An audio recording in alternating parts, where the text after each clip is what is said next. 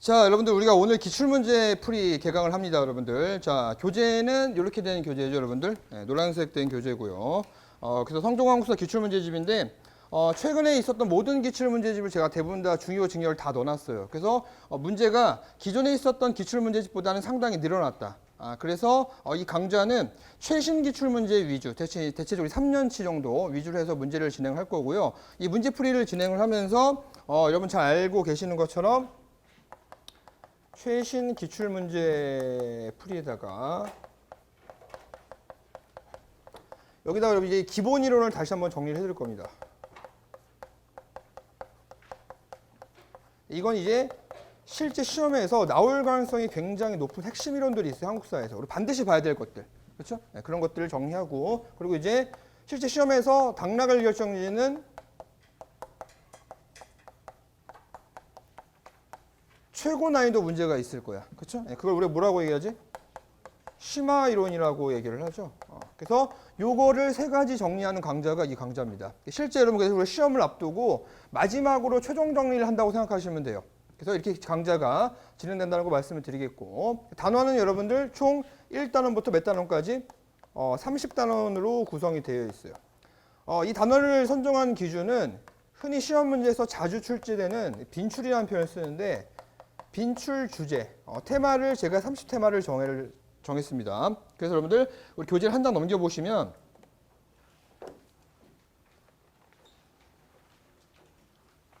자, 여러분들 한 장 더 넘겨보시면 여러분들 컨텐츠라 그래서 차례가 있을 겁니다. 차례를 보시면 단원 1부터 여러분들 역사학습의 목적부터 오른쪽 페이지에 있는 단원 30 남북통일정책과 그 다음에 사회문화 변화 그러니까 기존에 여러분들 대체적으로 남북통일정책만 다뤘었는데 이번 테마 같은 경우는 여러분들 남북통일정책과 경제정책 그 다음에 여러분들 사회문화 변화까지 해가지고 좀 더 세부적으로 다룰 겁니다. 그래서 기존에 있던 기출문제하고는 조금 차이가 있다는 거 알아두시고 그 다음에 이제 이렇게 볼 수가 있고요. 그 다음에 이제 한 장을 넘겨보시면 이제 1단원이라고 나와 있죠. 근데 1단원 왼쪽에 제가 기존의 기출문제집하고 좀 다르게 변형을 했어요. 그러니까 왼쪽에 보시면 자 출제될 가능성이 높은 유형 역사, 서양의 역사관의 전체적인 내용과 그 다음에 랑케와 크로체, 콜링우드의 역사관 이런 것들이고 그리고 여기서 만약에 문제가 나올 경우에 여러분들이 아마 발목을 잡을 만한 문제 흔히 말해서 이런 문제가 되겠죠 여러분들 심화이론 같은 거 당락을 결정지는 최고 난이도 문제로서 그 밑에 있는 그게 그겁니다. 문제의 난이도가 높은 유형 그러니까 여기서 나올 수 있는 최고 난이도의 문제는 이거라는 얘기인 거죠. 동양의 역사관이 나온다든지 근데 아직까지 여러분 우리 시험 문제에서는 동양의 역사관이 나온 적은 없어요. 나왔을 경우에는 완전히 간과하고 당할 수 있다는 얘기인 거야. 그렇죠? 그 다음에 여러분들 감계주의, 그 다음에 춘추필법과 같은 좀 더 동양의 역사관에서 세부적인 내용이 가능성이 있다. 이렇게 단원마다가 제가 구성을 했어요. 그래서 한 번 더 볼까? 단원 2로 가봅시다. OT 마치고 문제풀이 할게요, 여러분들. 지금 OT니까 강좌에 대한 내용을 소개를 하겠고 단원 2를 보시면 여러분 역시 왼쪽에 출제될 가능성이 높은 유형이라 그래서 각 시대의 유물과 유적지 사진이 결합된 유형. 그러니까 우리 그런 거 있지. 비파항동검을 주워주고 나서 청동기를 묻는다든지 그 다음에 가락바퀴를 주워주고 나서 신석기를 묻는다든지 그런 문제들 그 다음에 여러분들 구석기와 신석기 그 다음에 각 청동기의 특징 그러니까 의외로 철기의 특징은 잘 안 나오더라고 문제를 보니까 근데 이제 물론 보긴 보겠지만 대체적으로 구석기와 신석기 청동기의 특징을 묻는 문제가 많이 출제가 됐었고 자 밑에 여기서 문제가 어렵게 나온다면 이런 유형이 있겠죠. 각 시대별의 특징을 제시하고서 순서를 묻는 문제 그러니까 이거 무슨 문제일까더라. 그러니까 여러분들 뭐지? 기억의 구석기 내용, 디귿의 청동기 내용, 리을의 철기 내용 해가지고 각각 특징을 주어주고 나서 순서를 배열하는 문제. 근데 이런 건 사실 신유형이거든. 아직 우리가 다양한 순서 문제를 접했지만 이 선사시대로 가는 파트에서 순서 문제가 나온 적은 없단 말이야. 이런 문제가 나왔을 경우에 사실 신유형이기 때문에 흠칫할 수 있다는 얘기인 거지. 이렇게 각 단원마다 여러분들 출제될 가능성이 높은 유형과 그 다음에 문제의 난이도가 높은 유형으로 구분해놨다. 그래서 총 30단원. 이 30단원을 제가 기준을 선정한 기준은 뭐다? 자주 출제되는 테마다. 주제다. 그래서 이거를 웬만큼 여러분들 풀어보시고서 이제 실제 시험장에 들어가시면은 웬만하게 여러분들 우리가 이제 너무 당황하지 않고 좀 익숙한 상황 속에서 문제를 풀 수 있다는 얘기죠. 왜냐면 우리가 실제 시험장 가서 여러분들 제일 당황하게 하는 거는 뭘까 아마? 처음 뭔가 접하는 그런 유형들 그리고 처음 접하는 한국사의 이론들, 내용들 그치? 그런 게 나와서 당황할 수 있는데 이 문제를 통해서 제가 여러분들 이 강좌를 통해서 웬만큼 여러분 대부분의 유형을 커버하고 들어갈 겁니다. 그래서 우리한테는 가장 중요한 게 뭐를 익히는 과정이다.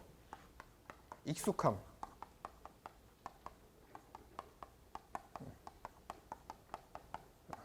이 친숙함을 만드는 과정이다. 그래서 실제 시험장 가서 고민하지 않고 이 사료는 뭐네, 이 사료는 뭐네 바로바로 체크할 수 있게. 그러니까 수험생들이 실제 시험장에 가서 여러분들 그런 거 있잖아. 뭐 예를 들어서 여러분들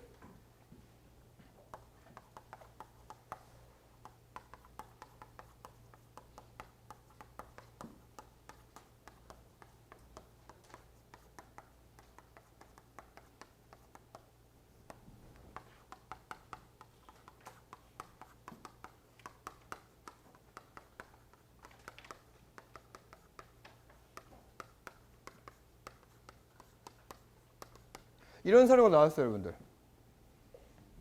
자, 두 분류로 갈릴 것 같아. 아는 사람과 모르는 사람으로 갈리겠지? 저는 이 사료를 외웠겠죠? 나 왜 외웠을까? 내가 강사니까? 아니겠지, 얘들아. 강사인 이유는 두 번째겠지. 내가 이 사료를 지금 명확히 보지 않고 외운 이유는 뭘까, 얘들아? 얼마나 많이 봤을까, 얘들아?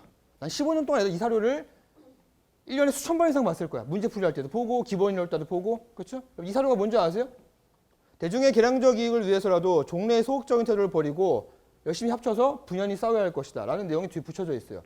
이게 신관회로 가기 직전에 있는, 그렇죠, 이게 정오의 선언이에요. 아는 사람도 있고 모르는 사람이 있지. 그러면은 이게 시험장 같은 데서 시험장에 나왔을 때 이런 사료가 출제를 했을 때 여러분 가서 해석하고 있을래? 여기 정오의 선언이라는 내용이 어디 있어? 이게 정오의 선언인지 알고 있어야지만 그 다음에 뭐로 연결될 수 있는 거야? 신관회로 연결될 수 있는 거란 말이야. 그럼 이 전에 있는 게 뭐겠어? 조선민흥회. 조선민흥회 전에 게 뭐가 있겠어? 60만 세 운동이지 뭐야. 이렇게 나올 수 있어야 된다고. 근데 이게 지금 안 나오는 수험생들은 아직 시험 문제를 풀 때, 그러니까 실제 시험장에 가서 당황할 가능성이 높다는 얘기야. 시험장 가서 당황하면 여러분들 평소에 잘 알고 있는 개념도 적용이 안 돼. 생각이 안 된다고. 왜? 우리 실전이잖아. 지금까지 뼈 빠지게 몇 개월, 심지어 1년 이상 준비했는데 가서 이거 해석하고 있을래? 그거 떨어진다는 얘기야. 이거를 보자마자 그 정우의 선언 딱 풀고서 문제를 풀어야 되는 이유가 뭘까? 시간 단축을 위해서도 그래. 내가 누누이 얘기하잖아. 여기서 단축시킨 시간을 우리가 어디에 투자하자고? 무조건 영어야 얘들아. 그래야지 붙는다고. 그래서 제가 그럼 이런 것들을 제가 다 대비를 해드릴 거야. 그래서 최신 기출 문제라고 제가 언급을 한 거는 최근에 나오는 사료 같은 형 문제가 굉장히 좋은 문제가 많더라고. 이런 것들을 제가 철저하게 해석하는 방법, 어떻게 풀어야 되는 방법, 이런 것까지 제가 모든 노하우나 그런 걸 여러분한테 전수하고 갈 겁니다. 강의 어디가? 여기 있어야지. 그렇지? 네. 그래서 이런 것들을 대비한다고 기억해 두시면 되겠고, 그래서 여러분들은 이제 어떤 걸 하시냐면 되냐면요, 기존에 여러분 대체적으로 요약 노트를 대부분 다 만들었을 거야. 그리고 이제 신입생들 같은 경우는 지금부터 열심히 만들고 있겠죠. 여기다가 우리가 배우는 요 이론들 있지, 요거 이론들, 그렇지? 요 이론들을 요렇게 추가시키면 돼요. 그래서 제가 요약 노트 만들 때 좁게 만들지 말고 넉넉하게 넓게 만들라고 한 거야. 왜냐면은 월요일날 기본 이론 배운 거 요약 노트 만든 내용에다가 이 내용을 추가해서 이거 가지고 시험장 들어가는 거거든. 그러니까 요약 노트는 점차 늘어날 거란 말이야. 왜? 우리가 뭘 듣고 있기 때문에. 문제풀이 과정을 듣고 있기 때문에. 그래서 문제풀이 중요한 거 여러분들 핵심 이론을 정리하는 거다.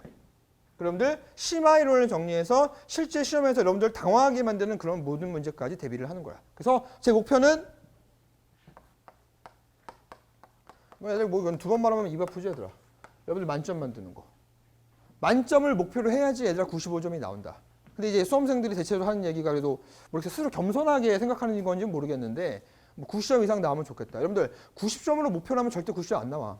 이 얘기 많이 들었을 거야. 왜? 우리는 누구나 조금씩은 실수를 할 수 있거든. 그래 반드시 100점이 나와야 되다. 그리고 100점이 나와야지 여러분 스스로가 만족감 플러스 뭘 얻을 수 있을까? 안정감을 얻을 수 있어. 왜? 여기서 100점 나와봐. 영어 좀 안 나왔어. 그럼 이 100점에서 나온 점수를 조금 누구한테 주면 되겠냐? 영어한테 주면 되겠지. 그래야지 붙는 거라고. 이게 빨리 붙는 최고의 여러분들 코스란 말이야. 그래서 90점 나오면 여러분들 영어에서 뭔가 잘 안 나와서 그게 불안해. 나눠줄 점수가 없어. 100점만 나와봐. 영어 80점 나왔어. 한국사가 110점 나눠주면은 한국사 90? 영어 90이잖아. 필수 과목은 그렇게 하는 게 맞아. 그렇기 때문에 무조건 한국사는 100점을 나온다는 마인드로 여러분들 이 강좌를 정말 꼼꼼하게 들어야 돼. 무슨 말인지 알겠죠, 여러분들? 그래서 앞으로 제가 이런 거를 중심으로 해서 강의를 진행한다는 거 염두에 두시고, 자, OT는 여러분 이렇게 마치겠고요. 잠깐 쉬었다가 우리 본격적으로 문제풀이 진행하겠습니다. 잠깐 쉬었다 갑시다.